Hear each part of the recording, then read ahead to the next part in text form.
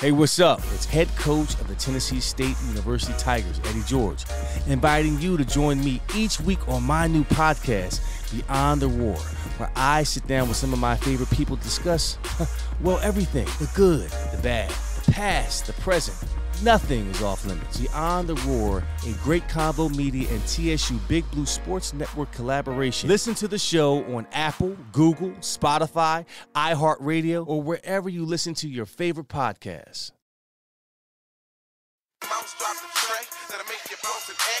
Yo, what's good, everybody? It's me again, Harrison, one half of the dynamic duo that is the 8 More Than 92 podcast. And we are back with another episode, as we do when we gonna keep it 100 on Wednesdays. For this episode, we got the fam here with us. We got Drew from Drew versus the World podcast and Adam Butler. You done seen him on plenty of things. The Butler did it. What are those? I can go on for days doing our favorite reviews on Marvel episodes. But we brought the fam in today just to do a little sneaker talking for all our sneaker heads. We discussed some of our favorite shoes, some sneaker memories, what it means to the culture, you know, the buzz about Travis Scott, any type of hits that we may have gotten or some upcoming things that we're looking for. And we also discussed some geeky stuff. Yeah, I said that we about to get on that geek tip.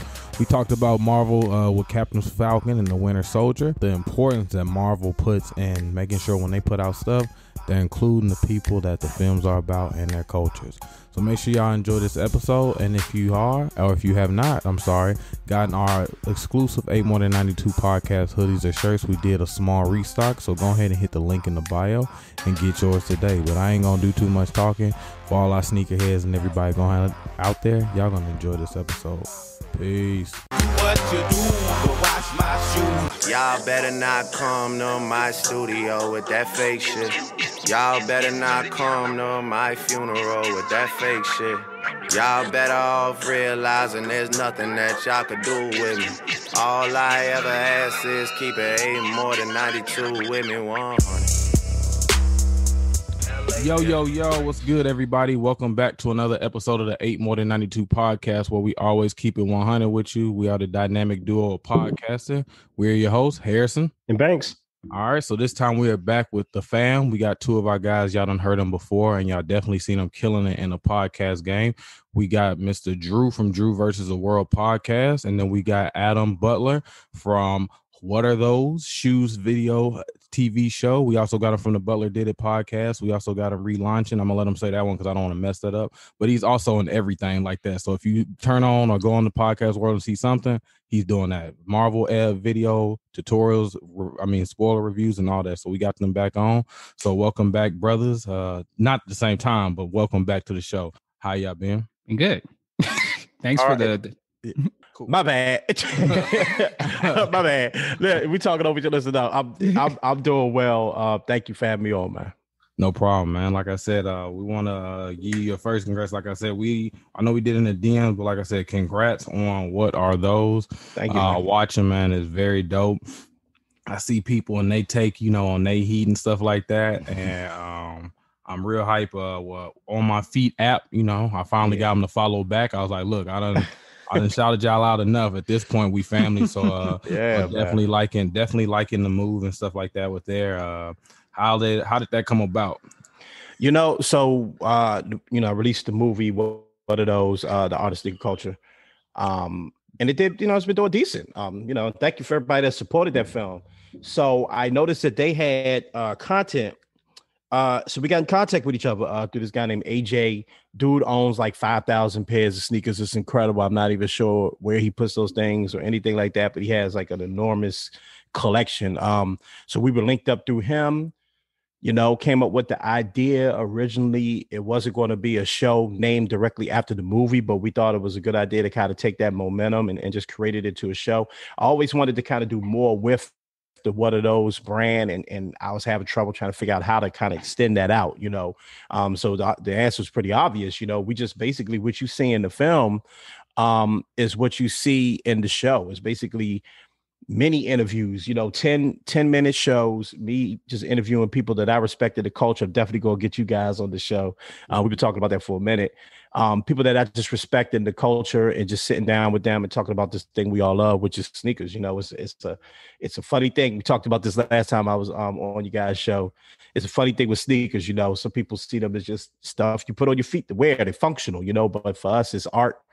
They're art pieces, and it's really cool to just break down the culture with people that have been in it for a while. And again, you don't have to be some type of crazy collector or influencer in the game. A lot of people I talk to are just people that just love sneakers. You know, they're just it's just a shared mutual love that we have for this thing. So I'm blessed to have this show. I'm happy to work with the On My Feet app. Those guys are really, really cool. I haven't even had the opportunity to meet them yet, right? They already out in California. So I'm looking forward to actually sitting down and breaking bread with them in person. But they've been very great, wonderful to work with. I'm glad they finally followed you back, bro. I would have had to get on them about that because that's just not good. You know what I mean? Follow folks back. You know what I'm saying? But nah, it's a wonderful thing, man. I'm just happy to have the opportunity. That's awesome. And so, Drew, what's I know you kind of spoke about it before we got online, but do you have anything in the works that you want to speak on right now? No.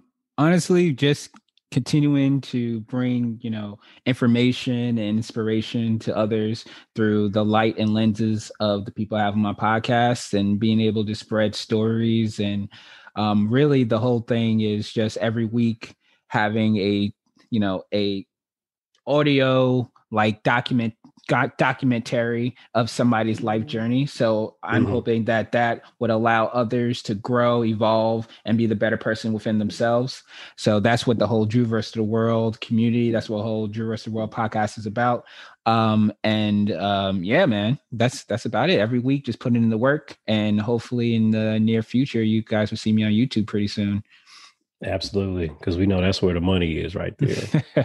For real. Big bucks on YouTube. Yeah, I was watching a video. I don't know what the content was, but this guy, he was explaining about how he would rather people push their content on YouTube, because not only is it a place for entertainment, but people use it like Google. Yeah, it's the biggest search platform in the world. Absolutely. And I never thought about it like that, but I was like, yeah, that lines up with how I use YouTube. I'm like, whenever I don't know what to do, or if I need some extra help about anything, Google sends you to YouTube. So Google, Google's owned by YouTube, right? Yeah. Okay, yeah. I know they're connected. Yeah, so I was just like, that was a really interesting point that he made about pushing whatever you got going on that platform specifically, instead of maybe spreading it across, a Facebook or IG or whatever the case. Yeah. So I know, Adam, I did want to ask you, do y'all kind of probably consider yourself maybe turning yourself into, I don't know, maybe like, I don't know, Complex or something like that, where they have people. Those are the worst Jordan numbers of all time. These? Yeah, like five? Fives are the slave shoes. I didn't even realize. Five is a silhouette, man. 5 like 11. That's a silhouette. 11, I understand. 4s, they did it right. 5s, they did something wrong. 6s, they did it right again. Yeah, like I was don't like the fighter jet. You don't like none of that. It was just itching on my face, but I didn't know. I never see nobody comb their beard with a Raging Bull 5. Though. That's how you know they haven't touched the ground. Boy. That's how you know they haven't touched the ground. Swag. But like I said, right there, when you just I never see nobody brush their waves with a thread. Do I have to? I'll go downstairs. Do I have to go downstairs to the shoe closet? So we about to get ridiculous. I didn't know. I just didn't know. Like when we were doing all this. I just didn't. I just wanted to know. For this complex. Terrible colorway, boy. Oh my God! I'm not even focused on the colorways. The fact that, oh boy, it's like one is lotion, one is deodorant. Right? We don't know. They're like toiletries. Sorry, I had to get a bubble. Sorry. Okay. So, anyways, I was saying. I'm sorry, I just had a shoe flush, but so I kind of feel like y'all kind of doing the route of Complex and stuff like that. Yeah, that's the goal for the company. I don't want to. I have to be honest. I don't want to say too much about what they're trying to do, but I will say that the goal for the company, from what I understand, is that you want to have when we plug the company. Is that it's a place by sneakerheads for sneakerheads, right? And it's a social media platform. The On My Feet app is a social media platform, and so the goal is to resemble something like that, especially with the programming. And I'm in full support of that. Again, I'm part of the team when it comes to that, and whatever growth that they make, I benefit from that, right? You know, Complex is always looked at. We were just kind of talking about YouTube and how YouTube is kind of like the search engine for all things content and everything. Honestly, you want to learn how to, mow your grass properly, you're gonna go on YouTube and watch it. Exactly right? Yeah. You know what I mean? For real, right? So yeah, look, when I'm about to go grill in a little while, and actually when I wanted to learn things on the grill, I was on YouTube. My wife was laughing at me, but I'm like, yo, I'm learning, right? Exactly. So same as doing their hair. Yeah, Blair Mesquite, Texas barbecue. YouTube. I do that for everything. Trust me. Anything I want to know, YouTube. I don't even hide it no more. Thank you for that too. But do you use your sneakers to grill? That's what I was just about to ask. Are you like, I didn't prepare myself for another one, but with your Concord 11s? Always flip a patty, you know. I can always flip them, but but yeah, Complex, I clearly have a lot of respect for what the guys at Complex do. So, I won't say that we're trying to be Complex. I will say that, we want to be, and especially for my show, we want to be this place that people go where you can get sneaker content where you're not only learning about a culture, again, I've said this to you guys before, excuse me, to me, sneaker culture is a subculture of hip hop culture, which is a subculture of Black culture, right? So it all connects together. It's a little deeper for me when it comes to Black fashion and just Black culture, right? It's something that I'm really serious about.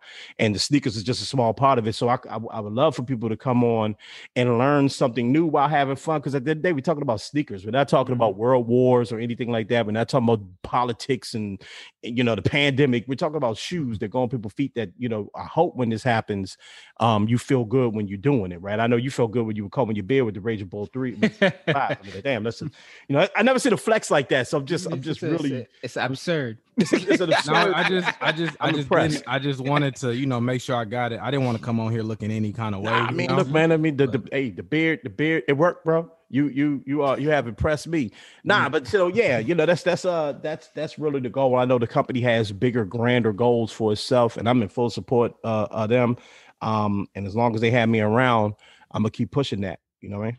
So have you now I'm just taking over as for the questions. Have you talked to like independent sneaker like creators instead of like, the Nikes and Adidas, like there's one guy named Devin Carter that I've been like looking into. He owns Sia Collective.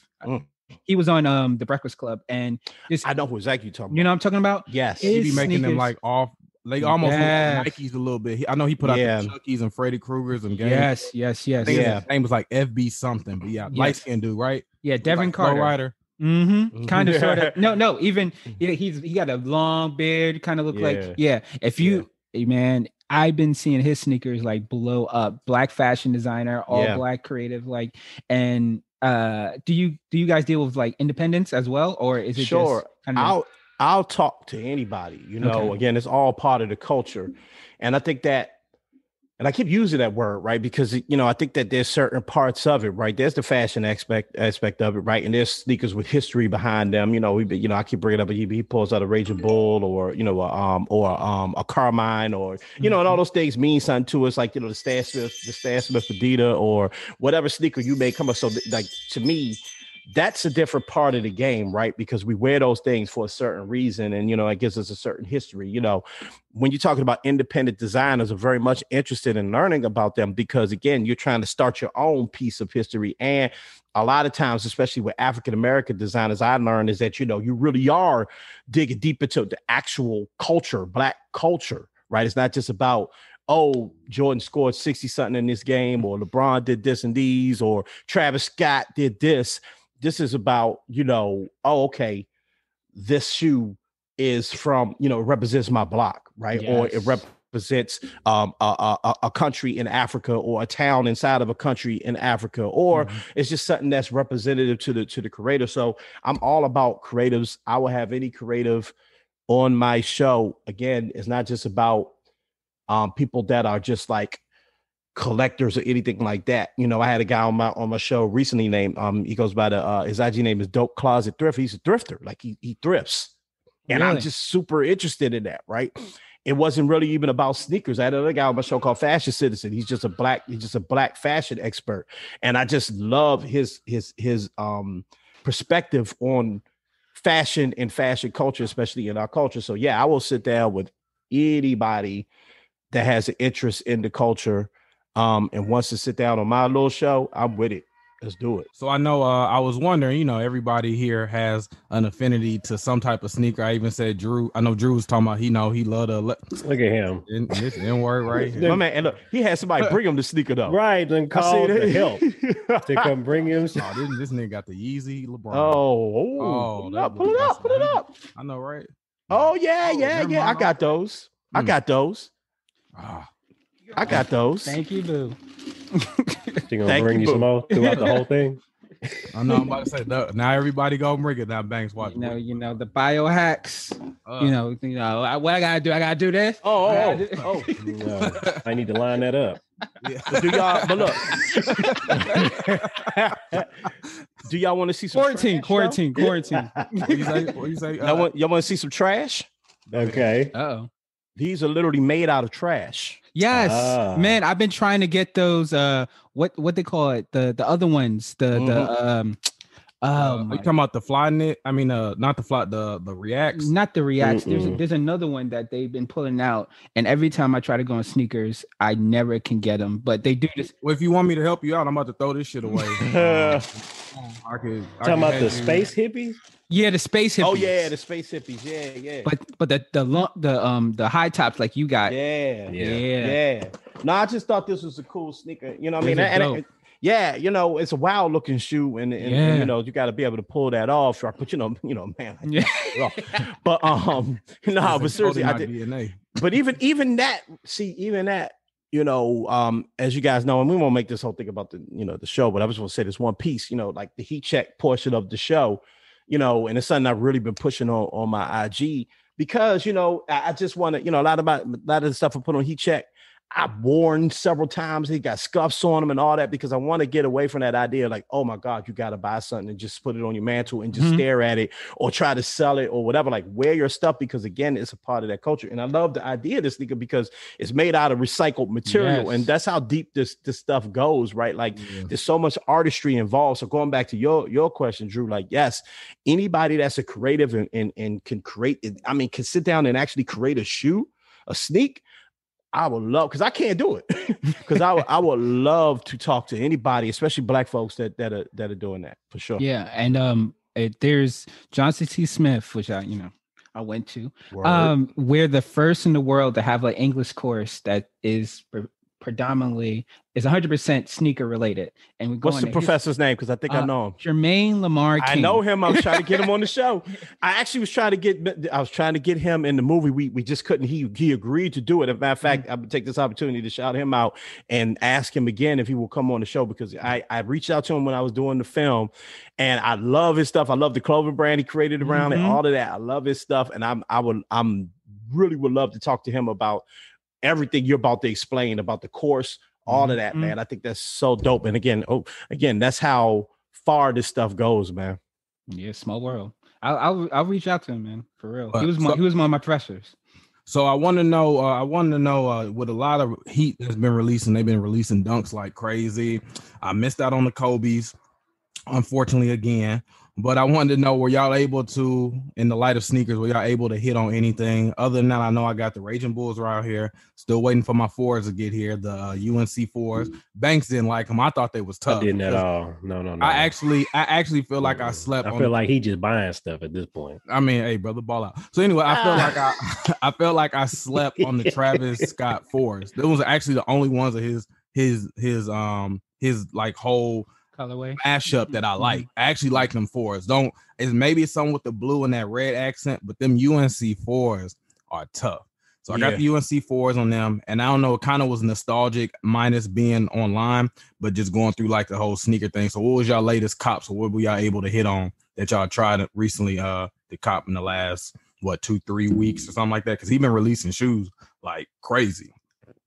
I haven't hit on anything, honestly. That it's difficult to hit on the sneakers app. That's been a big conversation within the sneaker world and the sneaker consumer world, that the sneakers app is very tough to hit on. I know some people hit on it consistently. I never do.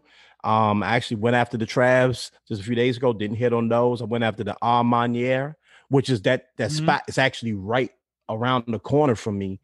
I didn't hit on those. Mm-hmm. Actually, I'm on the hunt for those right now, though. I'm actually going to go ahead and pay that resale because I love that sneaker. So I haven't really hit on anything. I was able to pick up these joints I just showed you, right? I was able to hit on these ready-made joints. Not hit on them, excuse me. We're able to get them for a decent price. But other than that, I haven't been hitting. And I do think that's one of the, as much as I want to sit here and talk about the culture is beautiful and sneakers is great and this, that, and other, that's one of the ugly parts. Yep. Yeah. When it comes to this, that's what is straight consumerism, all of the ugly words people like to throw out when it comes to people that like to spend money on things. All of that plays into this where, I had a guy on my show last week. Shout out to Greg from the Sneak This podcast. He said it best. He was like, we're the only consumers that excuse me, my son is down there playing with the little Roomba. We're the only consumers that practically beg people to take our money, right? We enter a raffle to win the chance to spend $200. And if we don't hit that raffle, we're immediately spending $500, $300, $400, $500, right, on a sneaker. And so complain. It is what it is because it's your choice whether to spend that money or not. But it does suck when again you bring up a dunk. A dunk is $110. You can't cop that dunk for $110 ever. You're spending at the least $300 for a dunk that retail for $110, and that's just it's unfortunate. I know this sneaker app did this too with the fours. Now I guess because old girl got caught for her son using her business for the releases for the bots.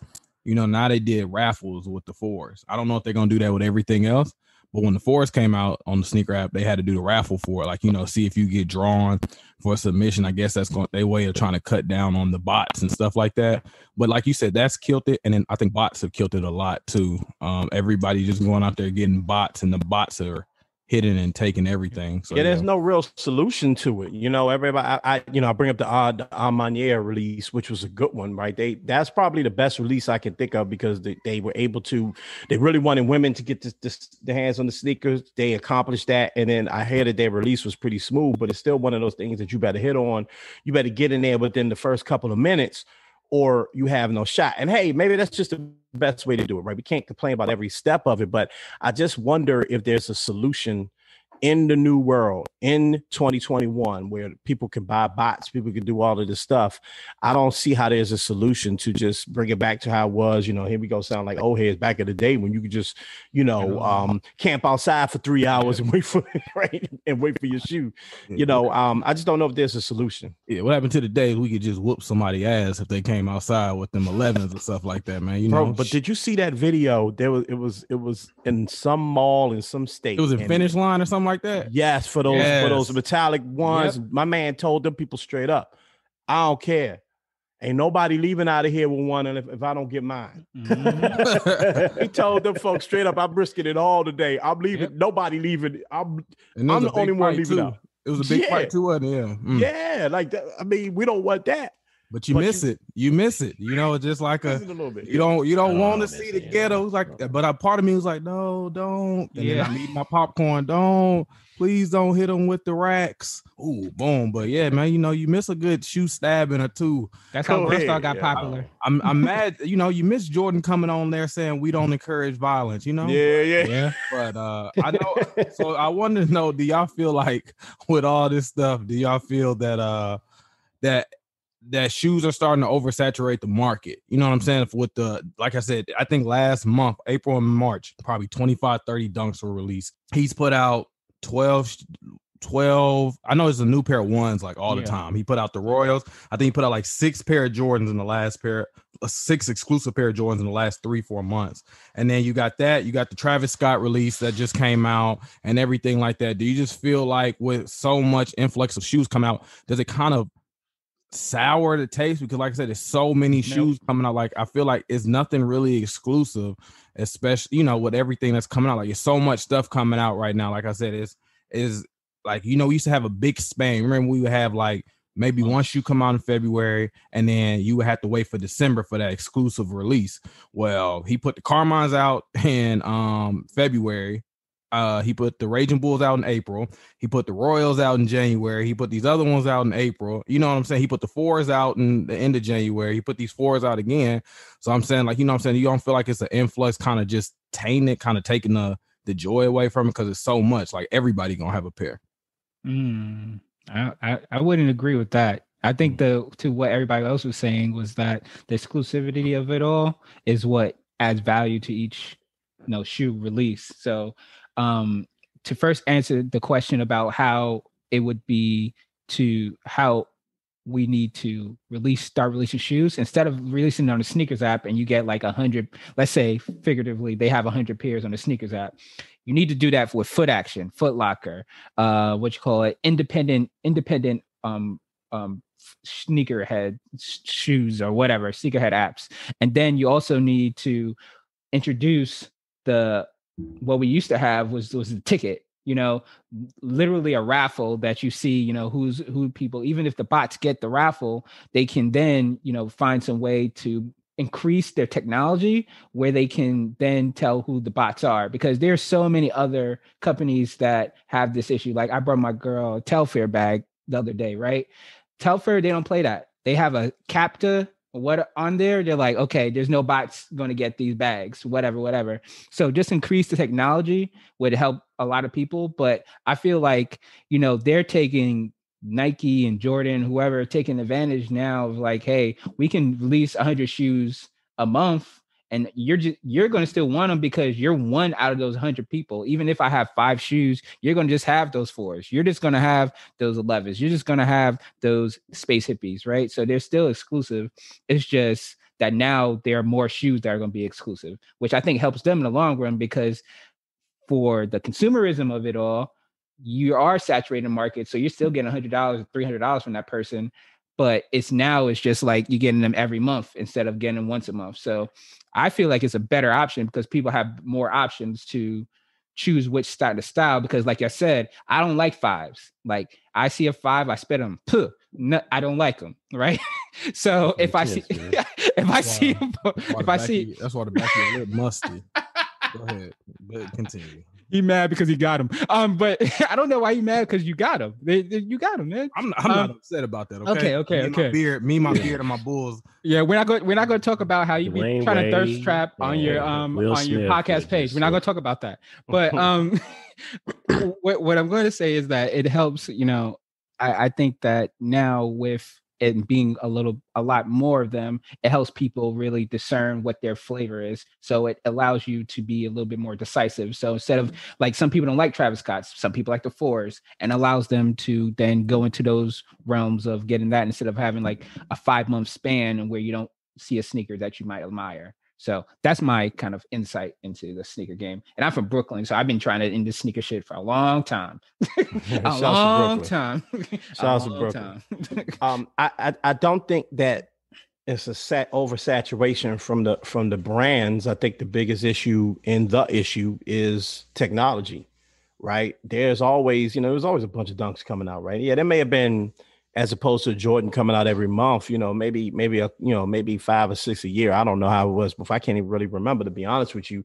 I think the difference was that everything is hype because of technology, right? Like, for instance, just name that colorway of Jordan 1. Matter of fact, just 5 years ago, you could walk in the store and get a pair of Jordan 1s. You could do that. Like, they were coming out.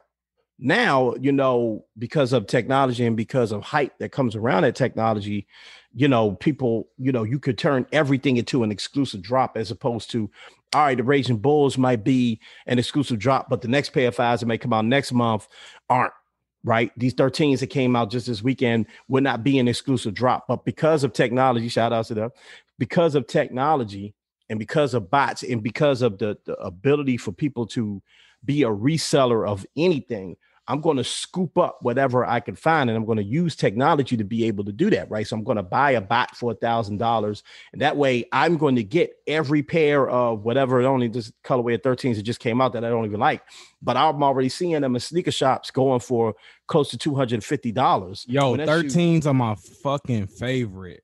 Like, Word. remember we did the countdown 13 because the 13 was the first one I ever got. It was the bread before they put that 3M shit on there. Them red Flints is garbage. I'm talking about that. That's what I'm saying. That's what I'm Like, saying. So you can take any colorway of anything 1 through 13, right? With exception of a couple in the middle, 2s, maybe 9, something like that, right? 1 through 13, you can take any colorway of that and say and declare this is a hype shoe. And if you have the ability to buy it all up, then who can stop you? So I don't think it's on the brands. I don't think the brands are the problem. I think it's the ability for me at home to sit on my computer and gobble up everything and then spit it back out at people for 2-3 times the price. That's what makes it unfun. That's what makes it ugly. That's why you get a dude up in the sneaker store. Let's we joke about it. That's why you get a dude up in the sneaker store pretty much saying, I don't care what goes on. If I don't get my pair, nobody going home. You know why that dude said that? It's not because he want to wear them. You know why? Because he was reselling.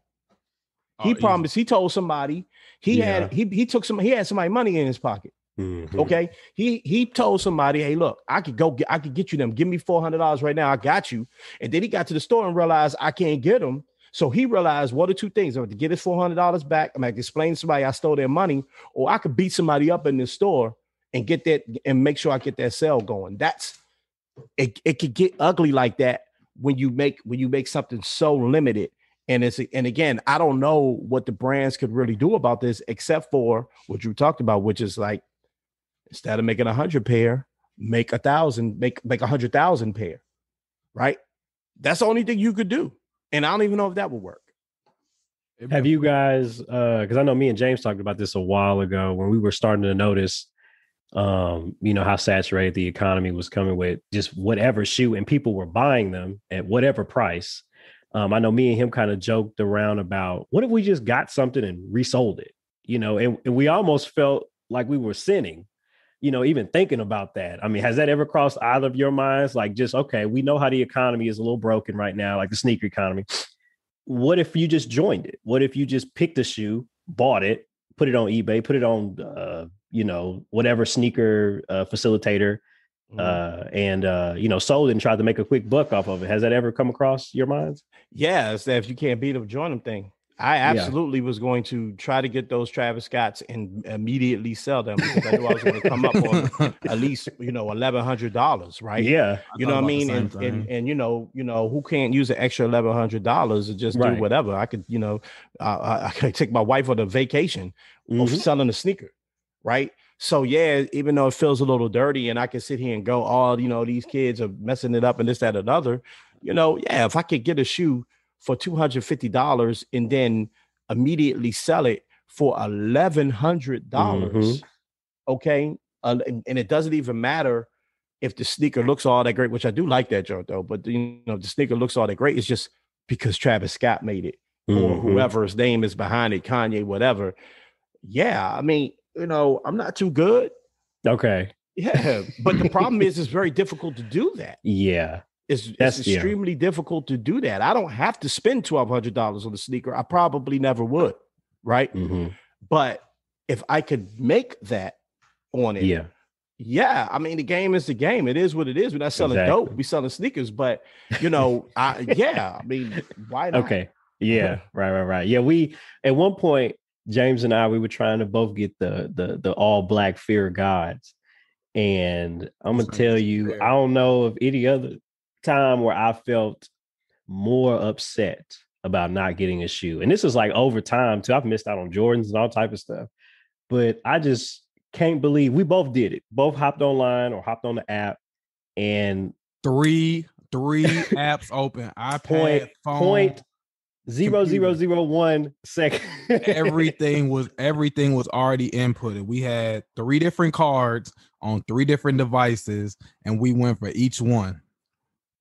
Exactly. And then they came out again, like on some sort of surprise thing. And I was like, okay, maybe I can try to get them again just to do, because I was so upset.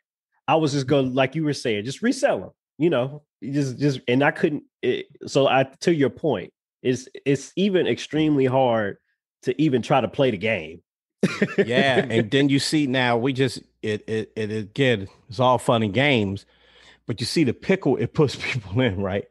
Like that term always cracked me up, the pickle. But you know, the bind that it puts people in, right? Where imagine if you have decided, for me and you guys, we're like basically, hey, let's try this out. Look, if you get the Fear God and resell it, that'd be cool. But even that one drop upset you, right? Like the Travis Scott drop, like, I've got on like 3-4 different raffles. I already knew exactly where I was going to take it. I was going to take it to one of my local shops. I had the plan down pat, right? And that's just for one thing.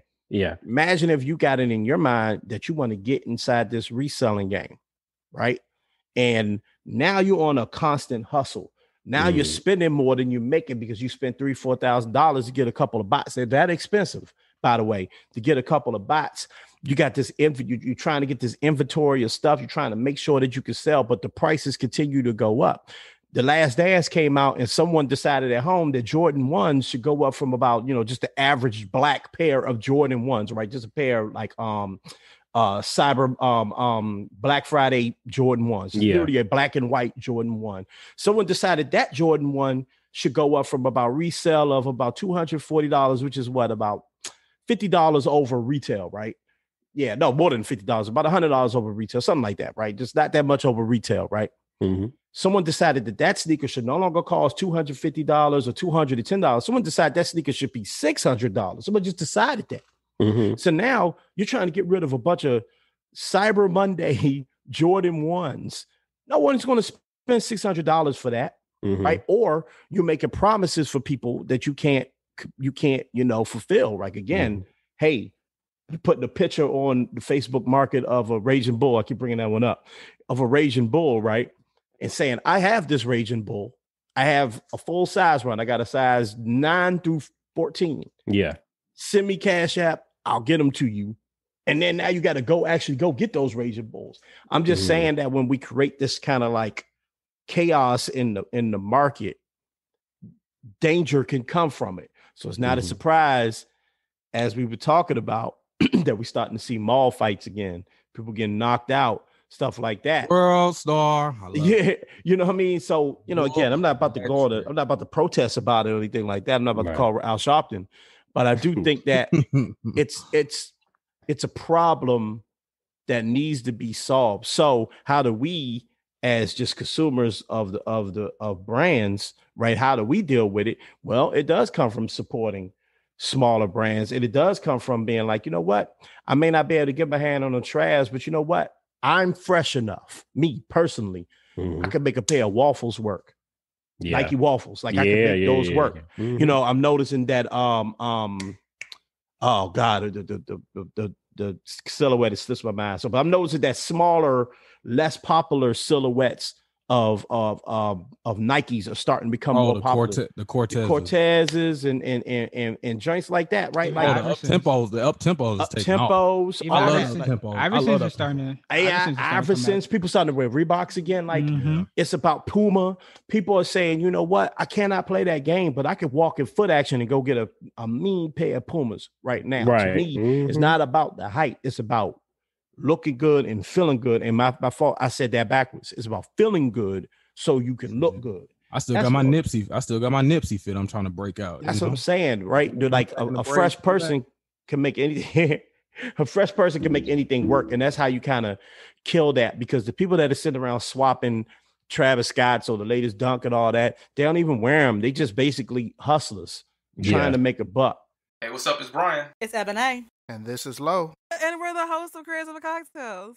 Doesn't it seem like some of the best conversations in life always happen over some of the most amazing drinks? It does, doesn't it? Well, here you go. Creators Over Cocktails. So on Creators Over Cocktails, we bring together some of the dopest musical artists, writers, producers, executives, along with painters, authors, entrepreneurs. Basically, all types of creatives to talk about just about everything.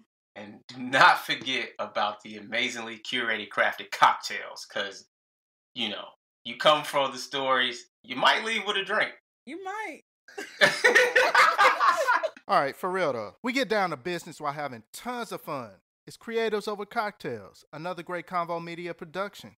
Visit greatconvo.com for a list of shows, and don't forget to subscribe to your favorites on Apple Podcasts, Spotify, Google Podcasts, iHeartRadio, or wherever you listen to your favorite shows. Yes, Lord.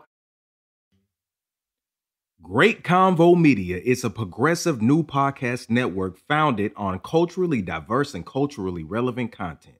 Founded by podcasters for podcasters, Great Convo Media is all about building fun and entertaining shows with passion and purpose. Red's View is a proud member of the Great Convo Media family of shows. If you like what we're doing, awesome. Support us by sliding over to greatconvo.com. There, you can check out this and other shows on the network. While you're there, please use the tabs to subscribe to all of our shows on Apple Podcasts, Spotify, Google Podcasts, iHeartRadio, or wherever you listen to your favorite shows. Great Convo Media, where the chatter matters.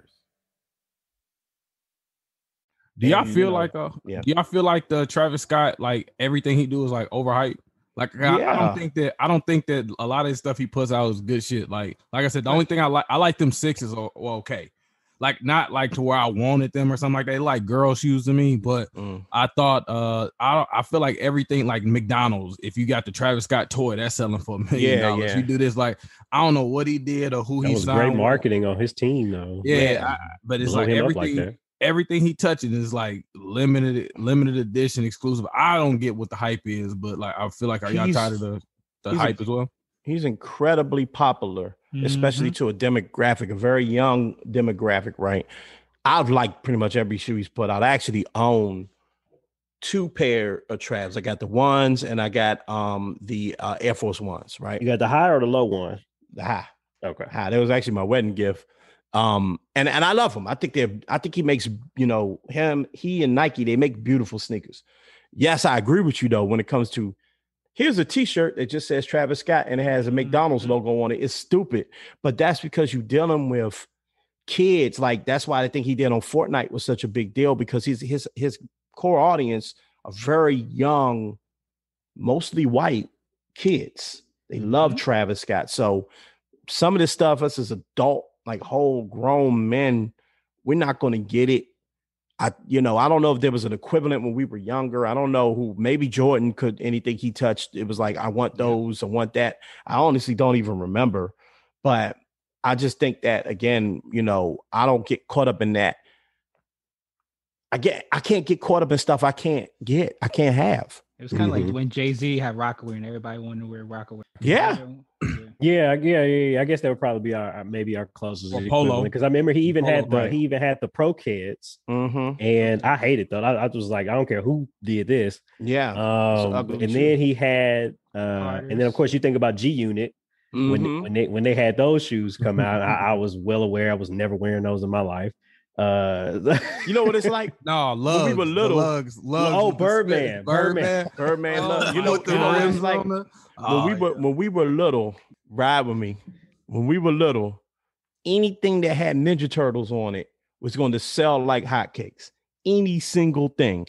Ninja Turtle lunchbox. Now I'm talking about we were little, because again, Travis Scott fans are little young. Like they may not be 6-7 years old, but like we're talking about kids. Like if you go deep into his fan base, you're talking about kids. The only reason we even thinking about Travis Scott and talking about Travis Scott is because he makes Jordans, right? And his music, of course, is for adults, but that ain't never stopped no little kid from really just being into Travis, to being into something. When Ninja Turtles was hot at its peak, I know this sounds stupid, but like everything, you could put a Ninja Turtle logo on anything and it would sell. I think that's the closest thing I could personally think of when you're talking about selling McDonald's t-shirts to again, and then it's adults trying to resell it back to kids. I actually tried to sell some sneakers on the Facebook market. I can't remember what it was. And like a 12-year-old boy hit me up. Like I didn't even feel right even entertaining that. Because I'm like, yo, your parents probably don't even want you spending this money. Like, where'd you even get it? You know what I mean? So things are just different. Things are different these days, man. And that's a part of life. Life progresses, but don't mean we can't have opinions on it. Yeah, I mean, is Travis Scott worse or better than Virgil? Is he worse? Virgil? Virgil, yeah, the off-whites and all that Yeah, stuff yeah. Virgil's been doing. Do you think He's probably definitely better than Virgil. Yeah. Because Virgil's shit was like ridiculously priced. Yeah. Like when that off-white shit came out, that off-white shit was like almost $300. Like for the forces and like the not up-tempo prestos and all that. Like his stuff was ridiculously high just for him to donate. Yeah, $50. Virgil. So what? No, go. I'm sorry. I was real quick. So you made that compare. What about Virgil versus Jerry Lorenzo? Fear God. I see. So I think my Virgil comes from that Kanye world of like, I've declared myself an artist. So that means I'm going to sell you this, tell you this is art. legitimately he wrote his name on the chair and said that's art. That's $12,000. Was it like a troll or was he like? I think he just believes what he's doing. He's selling a book on Nike for, I think I see it all the time. He's selling like a Nike book. And it's like $60. Yeah, I'm like, no, nigga, I could probably Google the PDF for free. He's low on talent. I'm just gonna say it straight up. He's low on talent. But because he did a collaboration with Nike, he took Nike shoes that already looked pretty good anyway, and he did some cool stuff to him. Jerry Lorenzo and to some extent Trav's just selling merch, right? Yeah. So it's not like this is an art piece. This is just this is merch, and that's cool of you. In the Trav, you're gonna get that. With Jerry Lorenzo, that's an actual designer. I can see the artistry in his stuff. It's very minimal. And it's very clean, and so I respect Jerry Lorenzo as a designer. I love the 10 when that's the name of right, the 10 when the Off-White came out. But a lot of the Off-White just stuff and things he's done, like making the dress for Kid Cudi and all that type of stuff. It's not that he had on a dress. It just was like, okay, anyone could have done that and said, I'm a genius. That declaring yourself a genius thing is a dangerous thing. It bothers you. It bothers me. It bothers me. It bothers me. It does. So yeah, I'm not a big fan of that. So I want to transition. I appreciate everybody's sneaker take. I want to transition it to Marvel. Adam, you do a series of reviews and stuff like that on everything, and I'm pretty sure you don't seen Captain and Winter Soldier, Captain Falcon and Winter Soldier. Damn, and Drew, I know you don't seen as well. Banks, I don't know what your standard is. Episode 3. We know you. We know you're not for the culture. So I want to know like how y'all felt about it. I thought it was not just good from first off, it felt like a movie. Like if you watch them all at 4K and everything like that, I felt like Wanda and them was cool, but once you get past like that TV shit, it get cool, but it don't have no rewatchability to me. Like I went back and tried to watch like the 5th and it was 9 episodes, so like the 8th and 7th.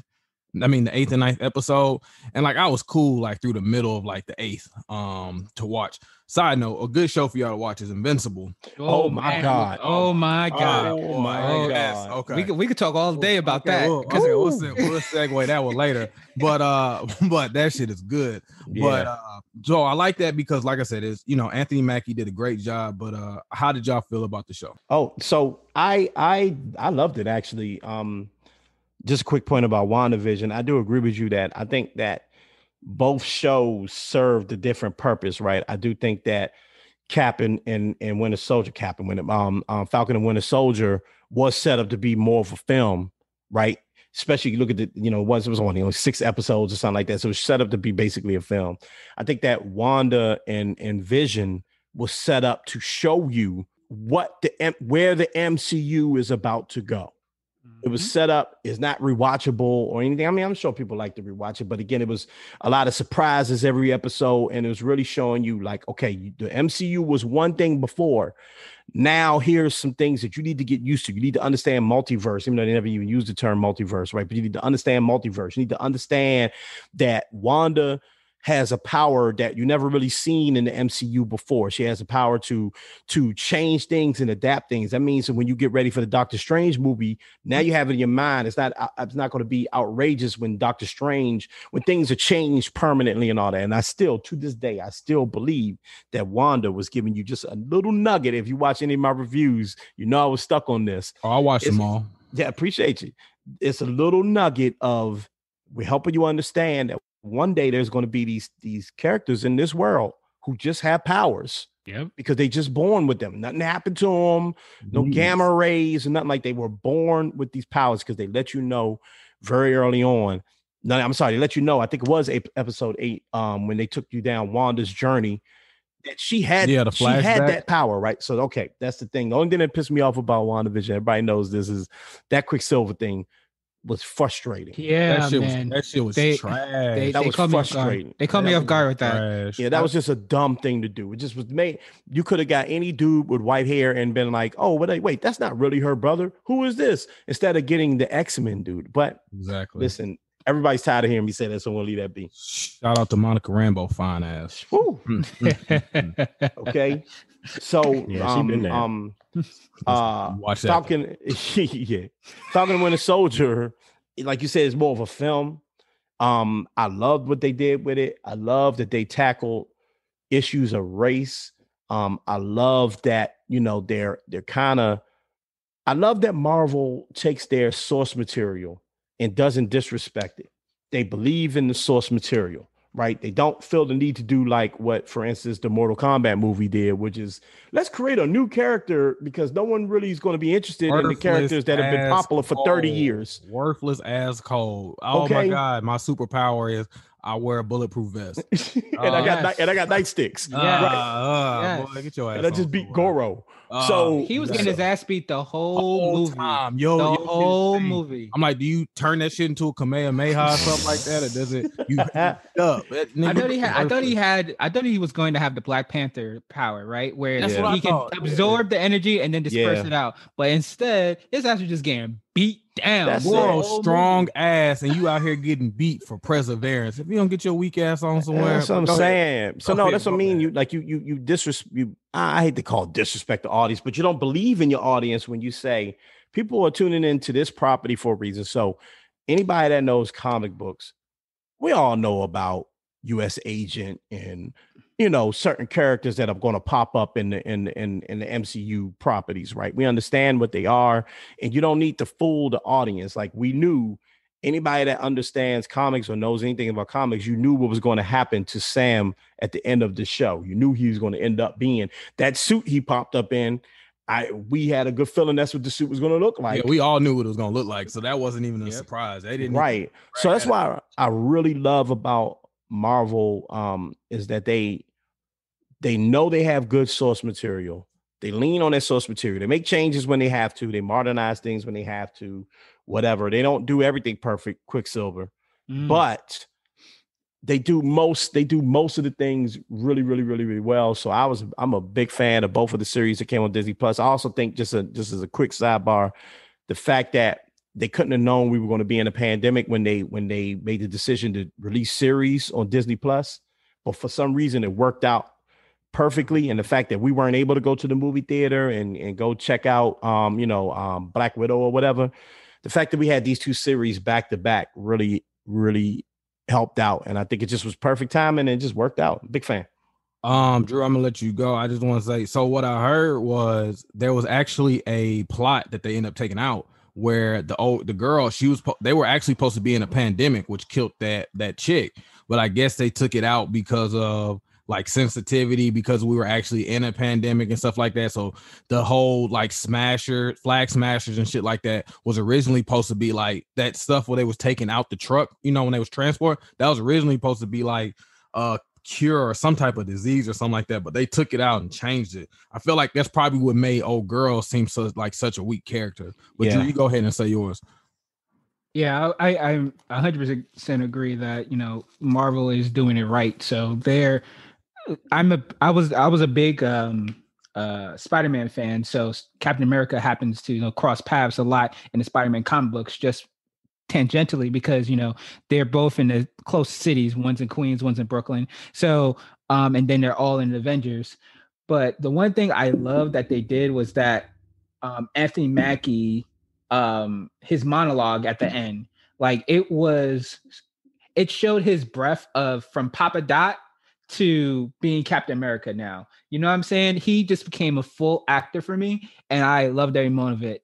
And then again, the WandaVision thing, I thought, again, like you guys were saying, it was slow in the beginning, but it really showed how how universes can be changed. Also gave an introduction into the X-Men, like that we are going to see, like Adam was saying, we are going to see humans that have mutations that should just happen to be like this.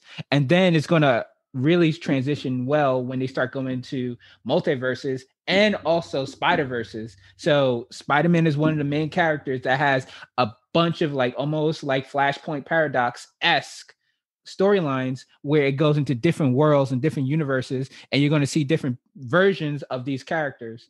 So to answer the initial question, I think Winter Soldier and Falcon was good on two aspects. It really gave a good understanding of the plight of the African American superhero, not just in America, but being a superhero in any comic books. You get the low level of the rung, right? There's no real big black superheroes, right? So understanding that the quote unquote other Captain America's plight of not getting the shine that he deserved and getting stuck. He basically explained the Tuskegee experiment without explaining the Tuskegee experiment. And that's always been Marvel's take on taking reality and put it into fantasy and showing you that, hey, we can do better than what we're doing today with these characters. I really wanted to see more fight scenes, but we got a lot of gun toting, which I love that. And I feel like Loki is going to be it's going to be the amalgamation of both of these worlds, where it's going to be the fantasy world that was WandaVision, it's going to be reality world, which was Winter Soldier, and then Loki is just going to take it on some fantastical God type shit, which I always loved about Marvel. They have like a God level, they have like an Earthling level, then they got a space level. They got so many different levels that they're going to start transitioning into because they still haven't even touched Guardians of the Galaxy characters yet. So we got to wait for those to happen. So that's going to be out of space shit. And then when the new Avengers come in, you're going to be like, okay, now we saw all these movies, we saw all these mini shows and movies. Now here's the Avengers coming together. So I loved it. I love how they're doing their thing. If DC can do anything and start over like Marvel did, that would be lovely to me, because DC's been falling short. I'm a Marvel fan myself, but they keep on fucking up my character, the Flash, at every point. Every point they fuck him up. Even Zack Snyder Cut, I watched 4 hours of that movie and they did nothing to that man's character except made him, love a black woman. That's all they did. So I wish that they, take a little bit of tidbits from what they're doing. Even DC Universe, I don't know. Sorry, now I'm going on a rant. DC Universe, I don't know if you have ever, watched anything on DC Universe. That shit is trash now too. Like, Teen Titans. I'm glad I canceled that subscription, because I'm like, Teen Titans. They made that a soapy. I was like, what the fuck is happening? Like, I understand. Doom Patrol was the best thing, and then they stopped. I'm like, and they stopped that shit too. And I was like, damn. Teen Titans became like. That was less about fighting people to like introducing like everybody dating the same type of genders and stuff. Like Aquaman was dating a man, and I was just like, that had nothing to do with the story. I was like, what? Like, you felt like it became agenda driven. That season was more about inclusion, and I was like, but there was like, where's the fighting? I was like, y'all spent this whole time like making these characters. Like, I was like, we get it. Like some of these characters we already knew without having exactly. Like like you could tell the swag on some of them who they dating. You don't have to just go out there and say it. Like, go kill the people. But I was like, but it made it more adult. But like, I know Teen Titans should have been like Umbrella Academy. Umbrella Academy, good. They should have been like, that's the type of like character development, the type of like constructing a story upon each character and then leading them on a path of their journey, an original like comic book driven like sequence. That's how it should have been. But they fucked up somewhere, and they just need to, I say they need to scrap everything, because they make another goddamn Batman. I swear to you, they're making another one of these Batmans. I know. They got Robert Pattinson. They got 3 coming out. They got the one with Robert Pattinson. They got what's the guy who played the Batman originally? Not Val Kilmer. Not Val Kilmer. Michael Keaton. Michael Keaton. Okay. He's supposed to be in a Flash movie. Yes. Talking about possibly. And Ben Affleck's gonna be in that one. I'm about to say. Then they got the animated Batman Long Halloween coming out. Yes, that's animated. The animated Batman's have been good. The animated movies don't miss. It's just real life shit don't. But as far as I guess my take on it, I thought, Banks, you might want to mute this since you always want to be behind. I thought it was really good for this point from the standpoint of like I thought it was cool how they introduced Isaiah Bradley, you know, the original Captain America. And I thought it was really dope how they did the comparison of how he went and did the exact same thing Captain America did, save his people, broke orders and all that. And he got thrown in quote unquote jail. And they had to basically kill him just for him to get a normal life, or he would have been in there. He missed his wife. He did all this. And his serum, I mean, he got no credit for it.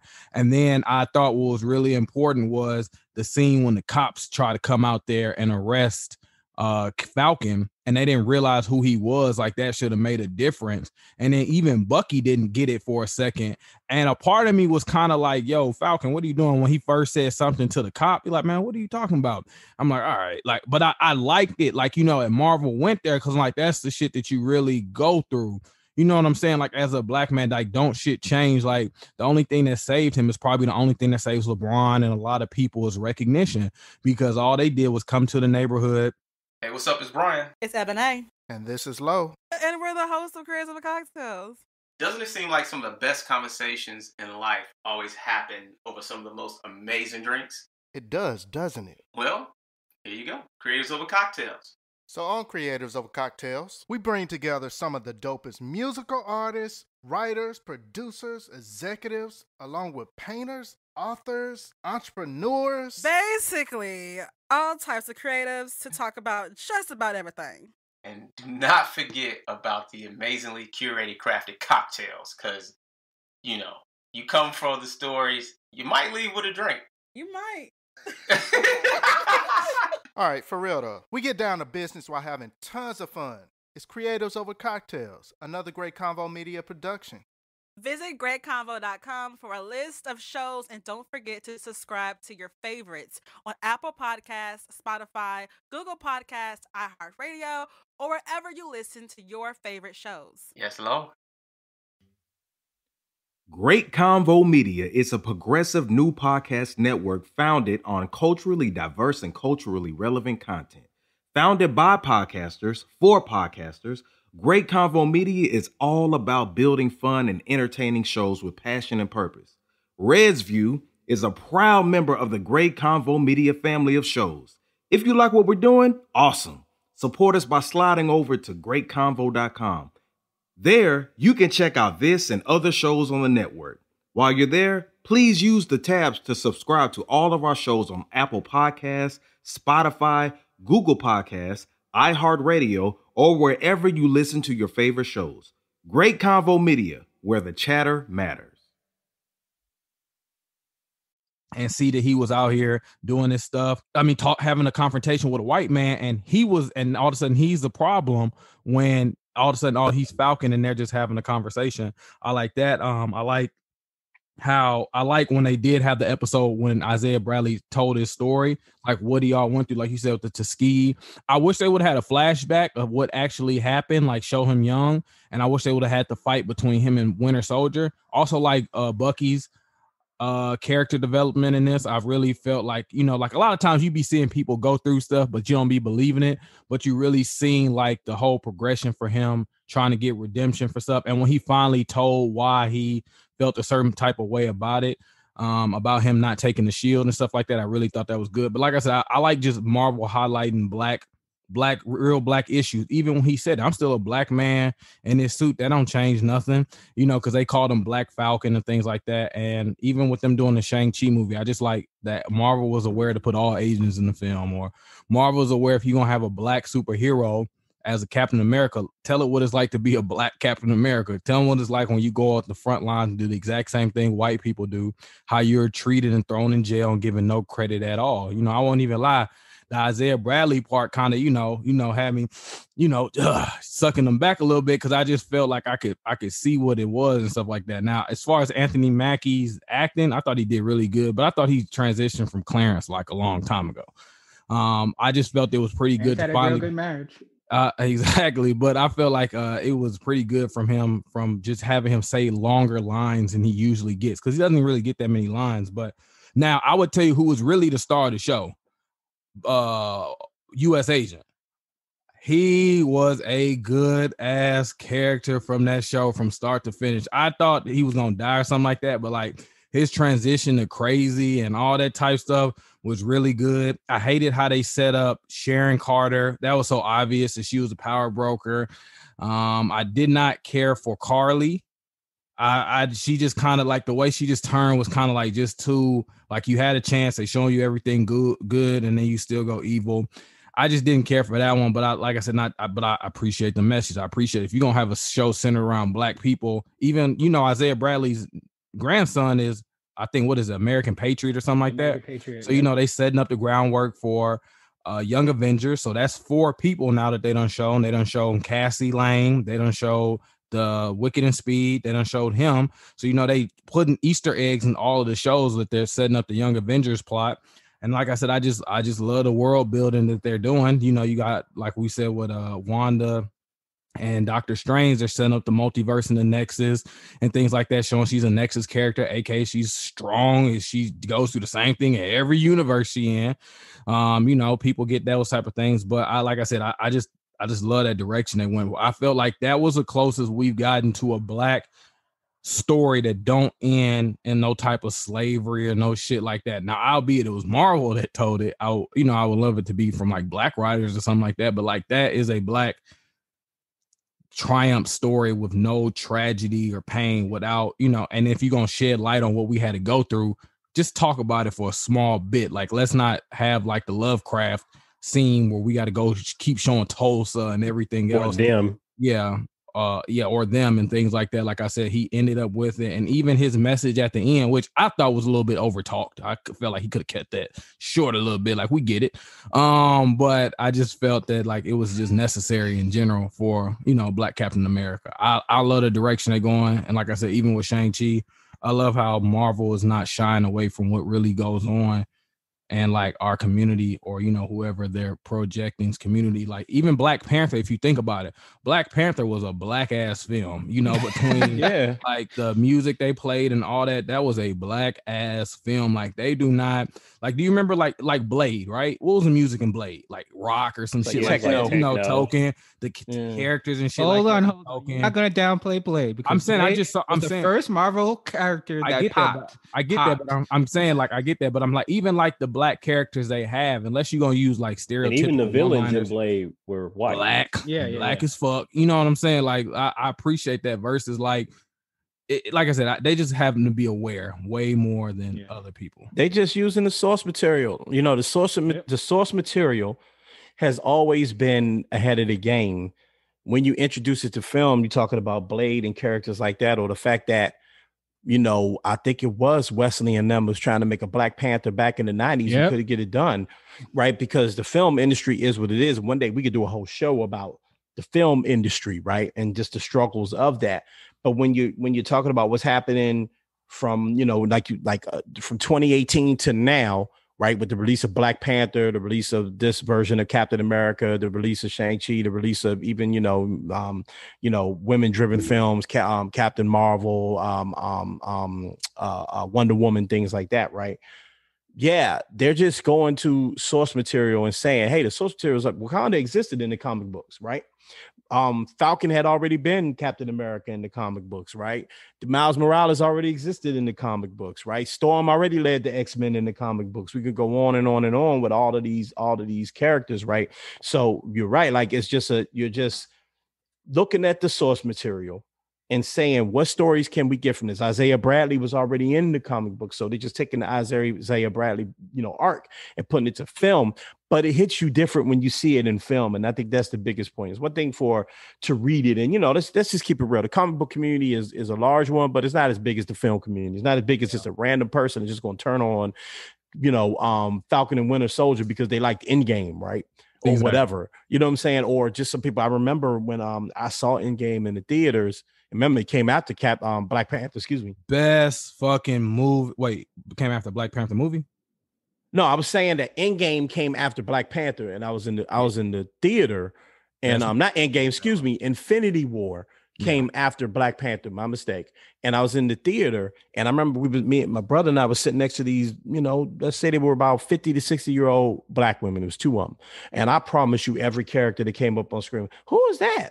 I don't know. But then when Vision got hurt, and you heard that boop, boop, boop, right? When Vision got hurt, and they were like, what are we going to do with him? And then, I think Cap was the one that said, like, I know where to take him. And you heard the little Congo. Yeah. When I say the theater erupted, people came to see Infinity War.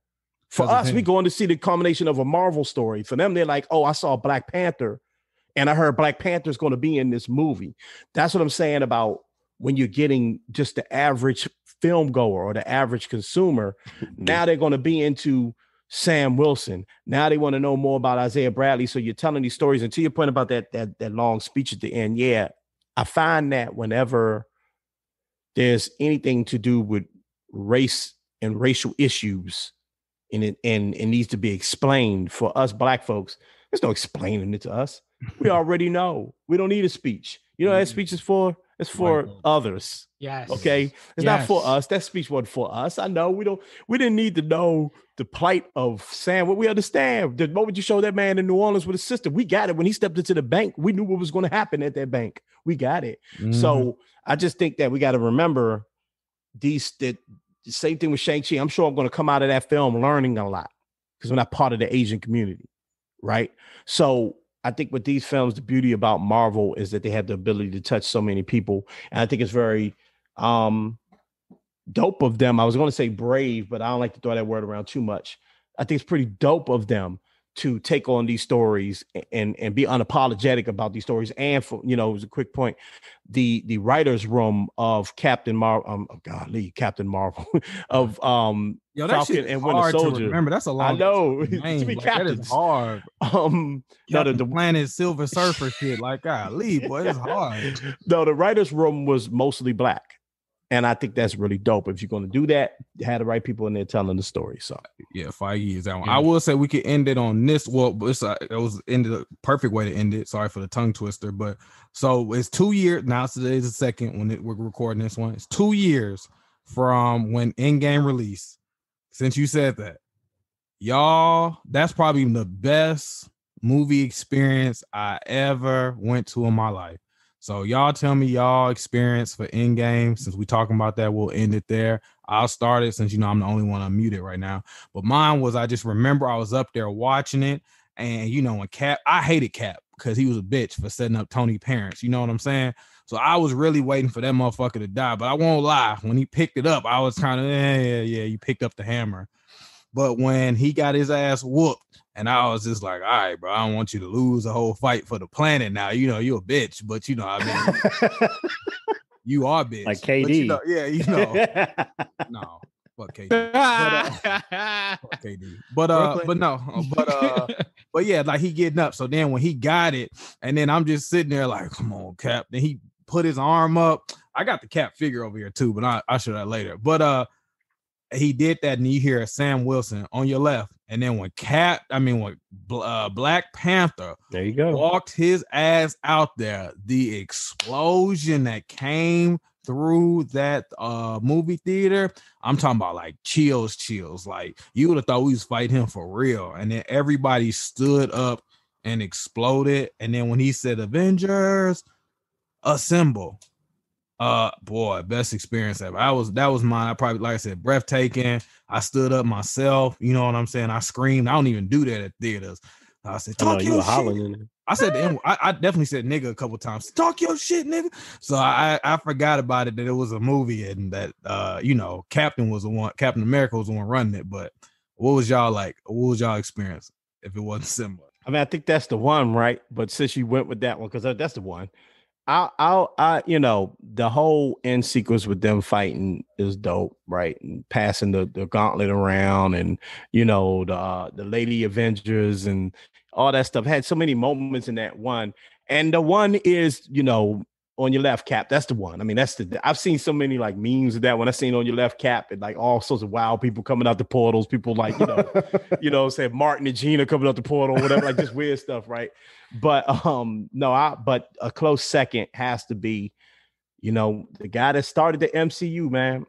My name is Iron Man. I am Iron Man. You know what I mean? When he puts on that gauntlet and snaps them fingers, that's a big thing. You know, and there's actually a bonus to a deleted scene in that film that's really cool, but it would have been what they call a double beat. Oh yeah, when he talked to his daughter in the spirit world, and then everybody took a knee. Yes, when everybody took a knee. That was a dope part. There you go. So I'll make it quick. That for me, that was a close second. It was, I mean, you know, that movie's just great. So I watched it, you know, my wife and I watched that movie at least 30 times just on Disney Plus. So yeah, that's mine. I watch that shit all day. Yeah, I would say first and foremost, the way that they introduce Wakanda in the MCU is great. They're a Black culture with the best technology to save everybody. That's what I love about them. But I won't like opine on what you guys were saying, because obviously that's the best scene in the goddamn movie. We all know that. But the one thing is how people were adjusting to coming back from the 5 years was interesting to me, to see, like, you know, Ant-Man seeing his daughter again, and people like being there for 5 years and like trying to trying to get back to normal after they've been gone for 5 years was really like interesting to see. And then of course Spider-Man, you know, crying. I was like, damn. I was like, damn, Spidey, don't be crying. Like, suck that shit up. And he was crying and crying. I was like, damn. But yeah, it's when he died though. In Infinity that War, that man was I was like, yo. All right, now. You know how you say some shit to stop somebody? All right, now, y'all better go on with this soft shit. You know what I'm saying? Keep yourself gone with all that now. When he died, and when they died, I say if it's two things about it, and I'll give you Banks yours, because he's probably gonna be less enthused. It was cool. It was okay. I thought it was a good experience. I had fun. Exactly. It was Marvel, right? But I thought the two experiences was the best was how Infinity War just ended and they lost.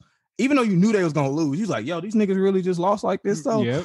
And then how that one ended, like those was probably the hand in hand two best like setups. Like even like when you see movies like that, you know it's gonna be like a part 1 or 2, or even Harry Potter when that had 2 parts at the end, like you knew if you read the book. But the way Infinity War ended, and you was like, yo, bro, what the fuck? Like they lost. And then the way that one ended, like that was probably the best. But go ahead, Banks. Man, I don't even know why you had me on this episode, man. You know, I ain't got nothing to contribute to none of this. I'm not even going to disrespect the audience members by offering up anything. So, like what everybody said, I agree with. I have fun. Well, this is Banks' fault. Yeah, he is late, habitually late. I'm really not. It's just the things that he's interested in. I'm not at the time. So that's but you know what? That's to that point. That's actually I'm glad you said that, right? Because we talked about Infinity War, and we talked about Endgame, and we talked about the ending of Infinity War and how that happened. And like, if you're not a comic book nerd, really at that point, you're really not a comic book nerd. You have no idea what the snap means. They didn't even really, the great thing they did in Marvel, they didn't talk about the snap throughout like 10 movies. Like, hey, there's this thing this person could do and he could snap. You didn't learn about the snap until Infinity War. So it's like, whoa, wait a minute. And then you think Thor has dude beat, right? Axe and chest. And then the snap happens, and you know, it ends how it ends. But for the casual viewer like Banks, it's like, whoa. Like, did Black Panther just die? Like, what happened, right? So, like, you know, yeah. So I think, you know, again, you know, giving them too much credit. No, don't let them try to get you that shit either, Adam. Look, we had an episode 2 weeks ago, and he hadn't seen Tenet, which came out in September, and he got mad. He gonna be disrespectful because, like I said, he talked about it ain't about my importance. He want to wait 7 to 8 years to watch something, and then tell you not to spoil it, bro. You gotta do better, man. Yeah, that's what I said. Tell you not to spoil it after everybody done broke the film down for 8 months, and then you supposed to be there. So that's on him. He knew it was out there, but we appreciate y'all coming. Y'all want to do any drops or anything like that before y'all go? Anything coming up that y'all want to let the people know? Yeah, man. I'll say, listen, every Friday on the On My Feet app, at On My Feet app, you can watch What Are Those. You can follow me, MSR_Adam. That's MSR_Adam. Click the link in my bio, and you can see all products and productions by me. I want to shout out my MSR team, Mindstream Radio, the MSR podcast, which had a great run for 10 years, is making its grand comeback come this summer. Details will be on my page. Shout out to Paul Span, shout out to Brother Smooth, shout out to Dargis, shout outs to all of the team, LT, everybody that's involved in that, man. We're going to do it because, you know, we couldn't stay away, but for I messed it all up. I ruined it. I couldn't stay away for too long. Appreciate you for having me on, man. Looking forward to do it again. Of course, man. We missed you. Drew, you got anything to tell the peoples? Of course, Drew vs. the World podcast comes out every Monday. Check it out on everything you can stream your podcast, Apple Podcasts, Spotify. You'll catch us on Instagram at Drew vs. the World podcast. Catch us on Twitter, Drew vs. the World podcast. If you want to be a guest, hit me up, Drew vs. the World. I listen to everybody, talk to anybody, because the importance about the podcast is getting inspiration through information, and that's the goal and the passion. So again, thank you guys for having me on. Is this 8 more 9845? Yeah, I messed up last time. I won't mess up this time, guys. Just let me do the drop. Are we doing the drop? Yeah. Yeah. Okay. Go ahead. Go ahead, Drew. This is Drew from Drew vs. the World, and this is the 8 More Than 92 podcast. All right. We'll appreciate y'all checking out. On your left. There we go. My man got everything, bro. My man got a prop for everything. I swear. My funeral with that fake shit. Y'all better off realizing there's nothing that y'all could do with me. All I ever ask is keep it 8 more than 92 with me 100.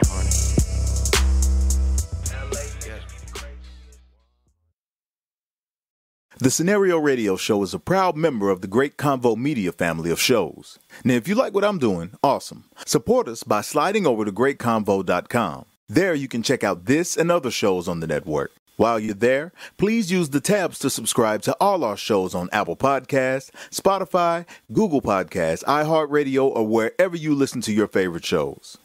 Great Convo Media, where the chatter matters. Hey, what's up? It's head coach of the Tennessee State University Tigers, Eddie George, inviting you to join me each week on my new podcast, Beyond the War, where I sit down with some of my favorite people to discuss, well, everything, the good, the bad, the past, the present. Nothing is off limits. Beyond the Roar, a Great Convo Media and TSU Big Blue Sports Network collaboration. Listen to the show on Apple, Google, Spotify, iHeartRadio, or wherever you listen to your favorite podcasts.